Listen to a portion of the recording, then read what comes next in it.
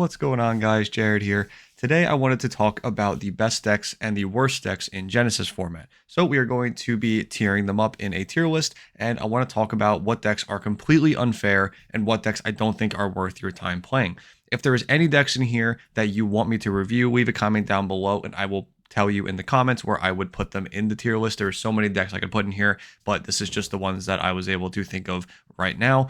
And again, if you enjoy this type of content, please subscribe. So without further ado, let's go ahead and jump into this. Okay, so here is our tier list. So as you can see, we have the S or unfair tier. A is fair and great, B is good, C is okay, and D is just probably not worth playing or not good enough to me. So I want to get the first two decks out of the way, which I think are straight up unfair. There's two decks in this tier. The first one is Draco Tail.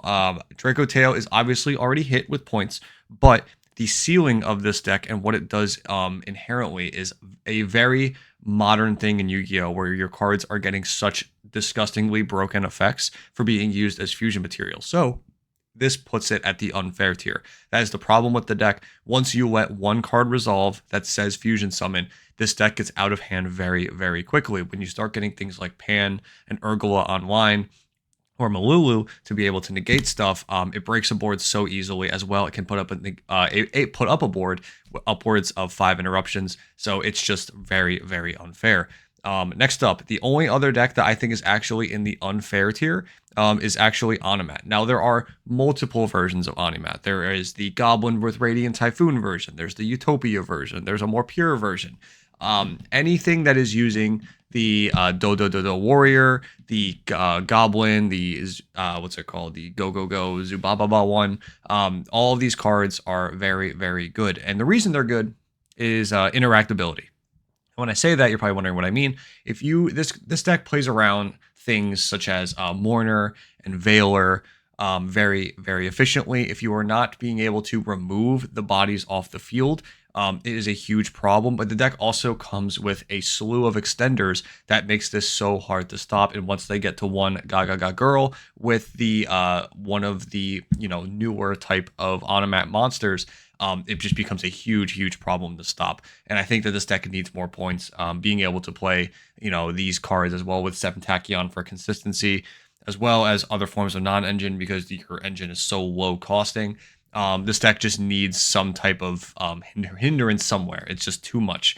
But luckily for that, that is the only decks I think in Genesis that are truly unfair. Every other deck I think is at least fair and at a power level that I find acceptable. Now, moving forward, for decks that I think are great, I'm actually going to start going in order here.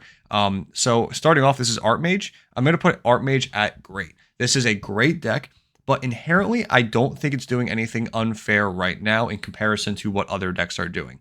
It is arguable that this deck can be into the unfair tier, but it's only as good as if no one is countering it. The minute Ghost Ogres and Vidoses start seeing play, this deck becomes a lot worse. I know that Distant Coder just got top 4 at YCS Pittsburgh with Archmage. Congrats to him.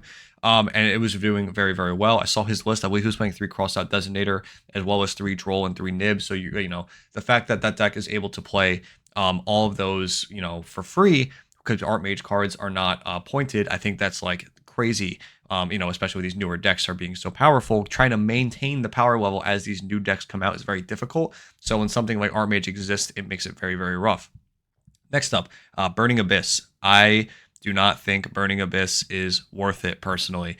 It is crazy how low the power level of this deck is. It does not do a lot. It is so unfortunate. This is one of my favorite decks of all time, but like in comparison to what other decks are doing, this is just so low on the totem pole. Like this is maybe like at an okay tier, but like playing it against like anything, and like you're ending on like 1 to 2 interruptions maybe, and I just don't think that's worth it in modern day. Even modern day Genesis even. So I just don't think Burning Abyss holds up to what it once was, sadly. Blue Eyes. I think Blue Eyes is good. I really like Blue Eyes. I like the Kaiba Man card. I like that card a lot. If you've seen any of my other discussions on Blue Eyes, obviously got my Blue Eyes White Dragon shirt on as well. I really like Blue Eyes. I think it's actually like probably the like epitome of like a fair deck of like where power level probably should be is somewhere around this level. So I think it's like it's just good, but I don't think it's great or competing for wins or anything like that. I think it's just like might be able to squeak into a top spot here or there. Branded, I also think branded is good. It's very high pointed now, especially with after the new list. It's very difficult to pilot. You have to put a lot of time into branded to make it, even remotely playable. But I feel like that there is a sweet spot for branded where, it still is, the cards have such very good effects. Things like Mirror Jade is such a powerhouse of a card. Even when it dies, it trades with your opponent's board. Once you get to it, obviously you have multiple ways to be able to get to branded fusion still, even though they are unoptimal ways. You can still find ways to get the branded fusion with things like that. Keeper of Dragon Magic, I think it's called. You can play branded opening, Aluber. I think Albion is still really good. Even just making the fusions like semi normally is still like really solid. So just I think branded is just a solid deck.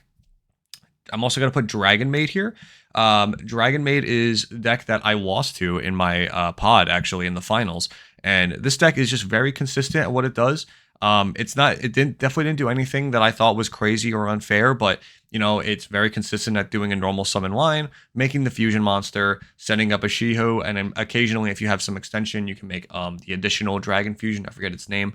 That's like a banish along with like a trap card maybe set. So it's solid, it's good, but I don't think it's anything like out of this world. Next up, Doom Z. I'm putting Doom Z in okay for now. I really want to put this in good, but I'm only putting this in okay for now because kaijus are everywhere in this format. Every single side deck has kaijus in it somewhere. And when Doom Z is trying to set up the Exceed monster with the equip spell, this really, really hurts the deck, and it makes it really, really difficult to play. I think this deck might be like good or even great when we get the new card out of the next core set, but for now, I think Doom Z is only okay, sadly. There is a version of this deck that I want to explore using a Hero Lives and Prisma to be able to get your starters going a little bit better, but I don't know if that's even worth it or more of just should be an engine in a different deck, if that makes sense. Because I don't think the Doom Z cards really like excel on it. Like the monsters are so like poor at what they're doing. Like having more Doom Z cards don't really like add any value is the problem. So there might just be like a sweet spot for this. Maybe this is like an underexplored deck, but for now I'm only putting it at okay. Also at okay, I'm gonna put Eldritch. Eldritch at the start of Genesys, if you remember when this came out, was a powerhouse of a deck. This card was extremely good. And then, but that is very normal for a lot of new formats. After we have big ban lists and big changes in the format, a lot of people gravitate back to Eldritch before people find really good synergies and really good high ceiling stuff to be able to play through Eldritch boards. So naturally, Eldritch was very good at the start of the format, but as it's developed and these decks have becoming more honed and that side deck patterns have become more honed, not helping that Lightning Storm, Harpy's Feather Duster have all gone down in points as well. That's really not helping Eldritch's case, but I still think it's it's an okay strategy. It's fine. I just don't think it's anything better, and there is a better version of Eldritch, in my opinion, later on in this tier list as well. Exo Sister.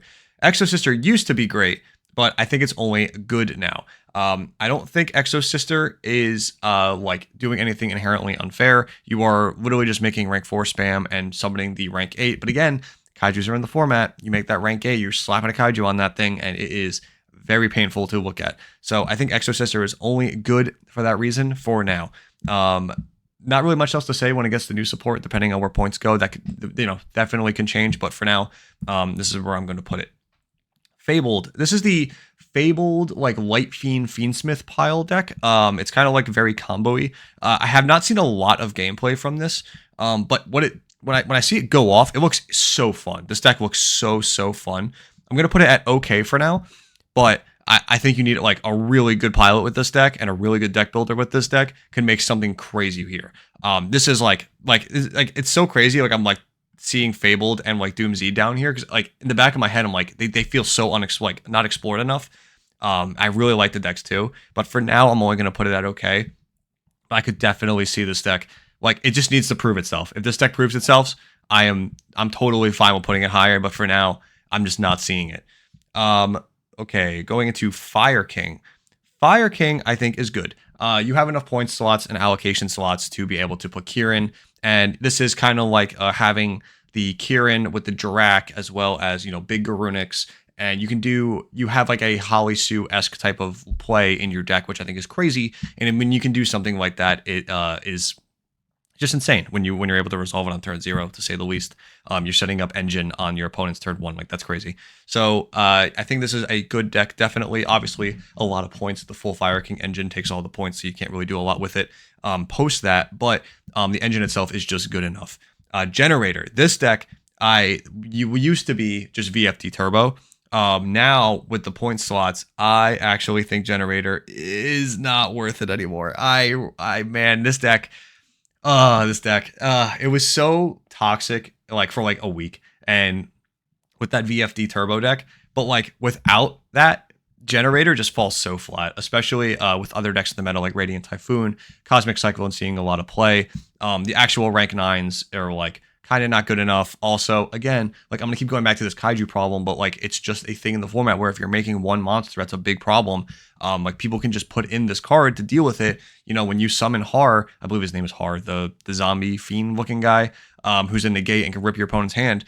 Like you Kaiju over that, like you really don't have a lot of interruptions left going for you. Obviously, the Leviathan rank 9 is also really strong, but like you have to open up like extremely well to get to that point as well. So I think it's just like not worth it from my opinion. Maybe you can put it at okay, but in my opinion, I think this deck is just not worth it right now.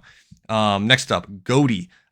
Goaty is a deck that I want this deck to be so much better than it is. Like it's such a cool concept and it's so sick, but unfortunately, I just don't think it's worth it. It needs that penguin in next set.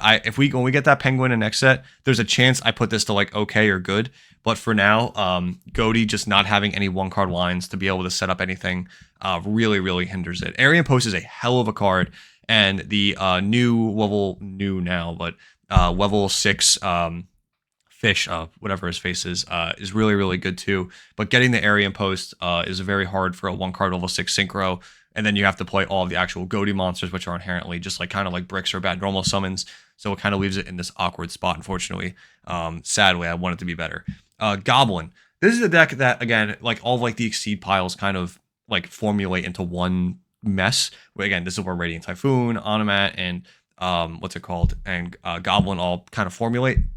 But I really don't think that the Goblin specific deck is as good as the Onomat deck. Like it's the detaching and searching part of these cards that make it as good as it is.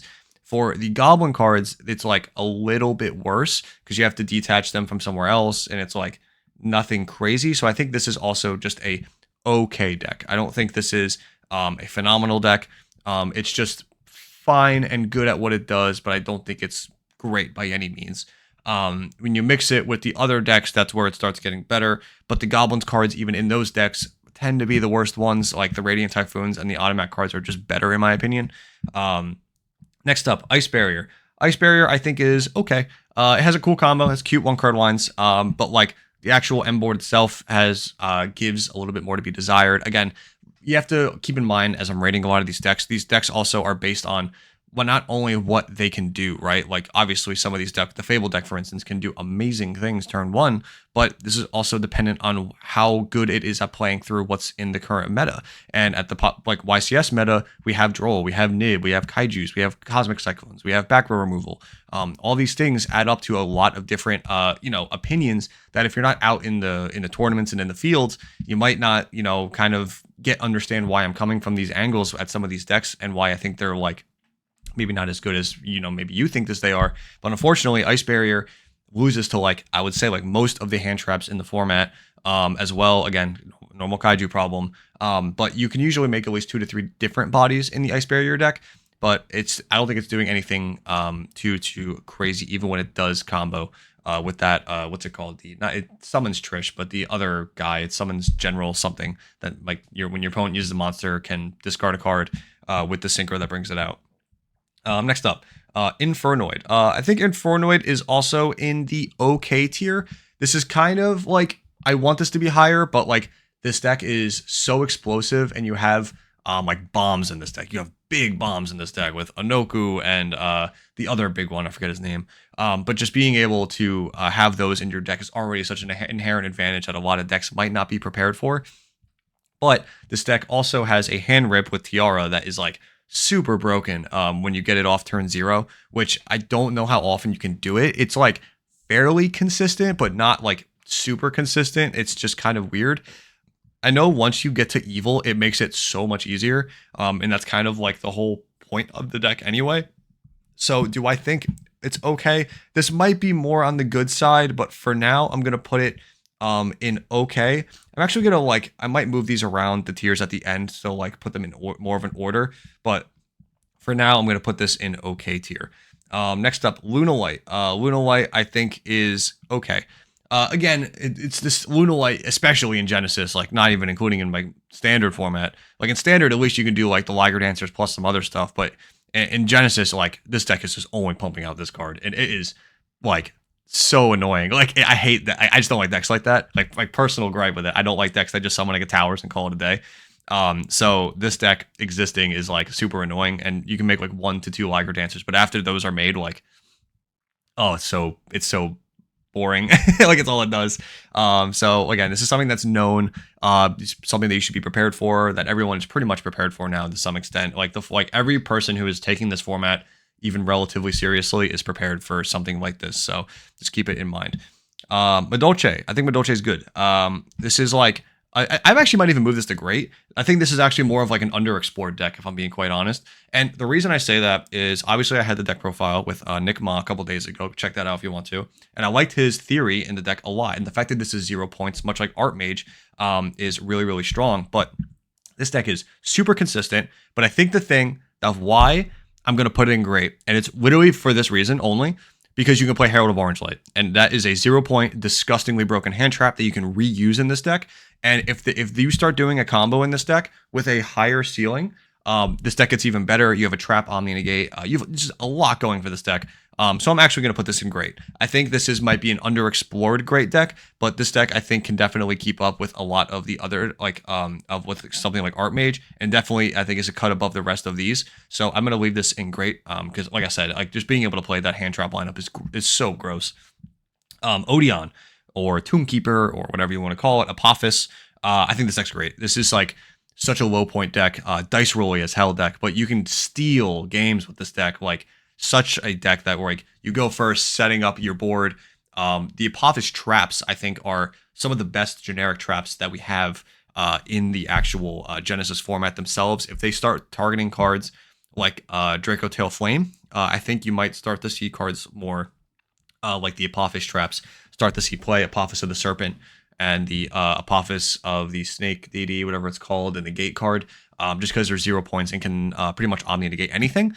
And then on the crackback, if you're playing the Apophis Fusion, you can reset them as well. So you have like extremely strong ceiling just from playing the, like a 4-card, 5-card package. I think it's like really, really good. So yeah, Odeon's a great deck. And then the Man with the Mark himself, really hard to deal with in Genesys. Like you don't have access to SP Little Knight to like banish something like this. So your deck has to have some other form of like banishing or removal or negation to be able to deal with this. And not every deck does. Like something like Fire King, you're gonna struggle with like a Man with the Mark, the spell on the field, and like some Apophis monsters. It's a pain in the ass sometimes, man. I'm telling you, when you're in those scenarios, it's really frustrating to deal with, especially when you're trying to close out the game. Next up, Megalith. I need to be so transparent here. Megalith is very similar to Branded, where you need to put time in this deck and deck build it right and grind with it and really understand what's going on. I am transparent. I have never tried to play Megalith. I have only seen the deck get played, and I know the new spell and the new monster are broken. The new big monster is an Omni Negate, 0 points. The new spell is broken. It's like a discard search 2. I know those cards are crazy, but I don't know enough about it to really justify it of where I want to put it. But from what I've seen, my minimal time of seeing it, I think the deck is good. I don't think it's amazing. I think that there are just other decks that, can do great things, but it puts a consistent problem that I've seen with Megalith, and feel free to correct me in the comments, is that it is heavy investment. You have to put so much card advantage into what you're doing that if it gets broken, it's such a huge problem. And that's obviously like only from what I've seen, but I understand the spell is so insane. The new boss monster is insane. Fool is an insane card. Uniform is an insane card. Like I know these cards are insane. I just don't know enough about it myself to really put it any higher or lower than this. So feel free to correct me if I'm wrong. Where you would put Megalith, I'm actually really curious. Next up, Mimigul. This might be a hot take. I actually think Mimigul is really, really it's like super slept on. I think this deck is awesome. I am tempted to put it in great. I really, really think Mimigul is an underutilized deck. If this deck was better at going second, this deck would be a powerhouse. And and that follows with Odeon too. It's the same thing. But like what this deck can do, and with like 0 points too, is just nothing short of crazy. Like the Exceed monsters are so good, being able to floodgate out your opponent with a field spell, play around a lot of hand traps as well, being able to play hand traps yourself because you have no points in your deck. Having board wipes like Dragon, you have a lot going for you in this deck. And I actually really think this deck is slept on and should get some more attention than it gets now. Next up is what's it called? Mitsurugi. Mitsurugi just got a huge hit with Habakiri down to 100 points. So now they have 2 Mitsurugi cards banned, and one of them is at 1 because you have 51 point, 51 point, and 100 point. So you can only play one out of like those 9 cards you were able to play in TCG. So because of that, I actually think Mitsurugi is just okay. You're always going to be playing Ritual. That's the one card you're going to be playing in the Mitsurugi deck. And you have ways to get to it. There is, I've talked about it before. You can play the Incantation package with Chalice Slime to be able to get to the what's it called? The not chandelier. The one that searches a ritual spell. It's non-normal summon to be able to search ritual spell, and then you can play Manju and 3 Sanji to get to it. Still play 3 Murakumo and 3 Futsu to be able to get to what you need, and you still have another 49 points to work with on top of that. Sorry, you have Manjus are 1 point each, so you actually can still play pre-prep. So you're up to like about 80 points, I think it is, with maximum ways to be able to search your Mitsurugi rituals, which I don't think makes it that not consistent. I think it's actually kind of playable. So that's why I'm putting it at okay, but not anything crazy. Next up, Monarch. Monarch is a deck that I played against in the feature match. That my opponent opened up very like mid. And not even mid, he opened up just poor and like loses to 1 hand trap. And that's why I'm going to put it at good. I think Monarch just still has consistency problems. You're going to get some weird hands. And, especially as the format evolves with more and more hand traps, especially Joel being in the format very heavily, Monarch might tend to struggle because of that. For those reasons at least. So I think Monarch is good, but I don't think it's like great by any means. Next up, Punk. This deck I think is great. I think Punk is a great deck. I don't think it's unfair yet. I have talked to a lot of people about it, and Punk seems to be a lot of people talk about it and how good it is. I don't think Punk is anything to sneeze at. This deck is really, really strong. You have a monster negate that you can summon before 5 to play around Nibiru, as well as play other things. Then like you have like a combo deck, and then you also get to play towers in your deck as well with the Archfiend, the Psychic and Punisher is his name. Very, very strong. The Dragon and like their interactions, everything just Punk goes really, really well. The extra draws with the field spell, you have a lot of good extension. This deck just plays through a lot of stuff very well. So for Punk at least, I think this deck is great. A great choice. Also in this tier, Radiant Typhoon. Obviously, this is the deck I played. You can play it with Runic or without Runic. I think this deck is great no matter what. But my pure version was playing hand traps and cards to be able to utilize more dependent on the format to be able to counter what my opponent's doing rather than improve what I'm doing. The other version is the the Runic version with 3-Pot of Greed, so that you are able to do what you're doing really, really well and just push through what your opponent did. I chose the first one, like I said, but this deck is such a powerhouse. The way these cards interact, the level 3s really need to be hit in some kind of capacity. They're too generic being splashed in the Automat deck and the Goblin deck. It's just too much. They need to be hit somewhere. Also, being able to play Mystical Space Typhoon inherently in your deck is crazy. Having monster negates and removal like boss monsters in your main deck is very, very strong as well, and pairs very well with a lot of stuff. A lot of decks have those. Stuff like Fire King has something like that. But this deck just feels very, very smooth. Modern deck. It's a modern deck, right? It's a modern deck with modern deck design, and so it excels very well here. Red Dragon Archfiend. I think this deck is good. It does pretty cool stuff, but the M board is not crazy to me. I don't think it's like insane. Consistency problems, can still lose the droll, nib, all those types of things, and it just kind of leaves it in this good spot, but nothing crazy good. Next up, Regenesis. Regenesis is super splashable. I can't stress enough how splashable this is. I saw a Radiant Typhoon Genesis deck, Regenesis deck, because the Exceed Fortress is 2500 attack, so that gets your Regenesis stuff online when you have it on the field. There's so many ways to mix this. This is almost more of an engine than a pure deck, but this is strictly speaking of the Regenesis cards themselves, more in like I would say a more Regenesis deck than whatever other sub engine you're playing. I think this deck is like okay. It's really good. You have the boss monsters going for you, but it has some consistency problems. You know what? No, this deck's good. I'm lied. This deck's good. It's just like thinking about it more. It's more of a modern deck. It grinds very, very well. As long as you don't get closed out very quickly, I think this deck can be crazy. So I think this deck is definitely good, especially, you have to mix it with other types of decks. A pure version of this deck, I don't think I would put it at okay, but if you mix it with other archetypes that give you those 2500 bodies, I think that's where this deck really excels. Super Quant is a great deck. This deck is crazy cool. This is just like a cool deck. I like this deck a lot. Being able to, you have the option for towers, but then you also have like a turn 0 hand trap line with the black layer.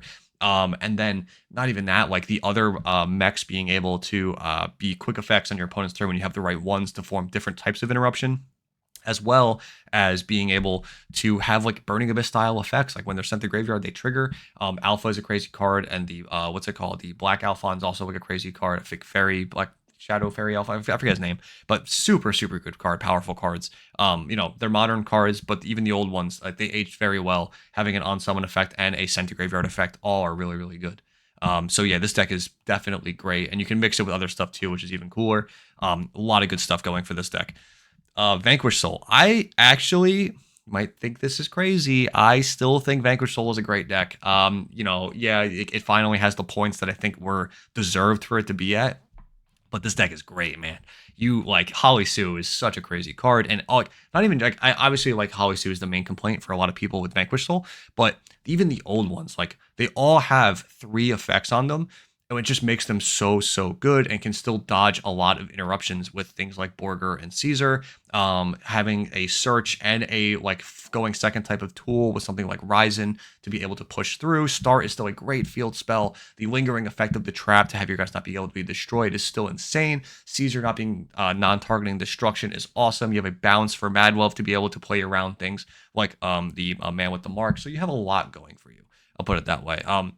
Once this deck gets going, it feels almost impossible to stop, and that doesn't change. It's just that the deck building with the points made this deck a lot harder to pilot, and I think that's what it needed. Like you need to make those tough decisions to figure out what you're going to play, right? You can't just get to play everything for free. You have to eat your cake too. That's what you want. The White Forest deck. This deck actually has like a lot of cards hit in it. Like really, like the Bellstar lore goes very wide and few and far between, but I actually think this deck is like kind of great. Like this deck does a lot. Every time I play against it, I think I like always lose to it. Vengeance is a hell of a card. The synchros are very powerful. Being able to go into Vengeance Dragon itself, you can go into the trap. That's like a Book of Moon, I'm pretty sure. It has a lot of good starters. It just feels really smooth, to be honest. Like even without Hollowed as Amina and stuff, like you really don't need that stuff. Like a pure version of this deck just feels pretty strong for what it is, and the points aren't like obnoxious either. So you can get some non-engine in this deck too, even without all the other stuff. I have an extra automat thing here that was my mess up. But the last deck I wanted to go over is Dragon Ruler. This deck pushes. This is just a big push deck with a big long game, a big starting board. I think this deck is great. This is a great deck. This deck, once you get the 2/7s and you get the Chasma, and then Chasma can search to get to the piece that you need, whether it be either Rose Dragons or Armed Dragons or a different type of Dragon Ruler, like the Dark Dragon Ruler. You have access to so much in this deck. And I think that makes this deck great. The fact you have an extra deck card that's essentially a searcher. It is a bit high in points, all the Dragon Warriors being 7, as well as some of the extra cards being high. Things like Disbater. But this deck is still a great deck. It's awesome. To be able to play Dragon Ruler now. And then on top of that, even when your opponent starts being able to like break the board, having a towers type of card in your deck is also, it's just like, oh, you have to play like Dark Ruler No More, and then when you don't kill me, you have to deal with the towers on the follow up. So like the board breaking is very difficult. It forces your opponent to have a lot to be able to deal with it, and I think it's really really strong, and I like it a lot. So this is my current tier list of the deck. These I did not do this in a way where I think the stuff in the tier is better than stuff like on the row. This is just I feel like these are categorized as as so fair and great and good, like fair but great, but and good and okay.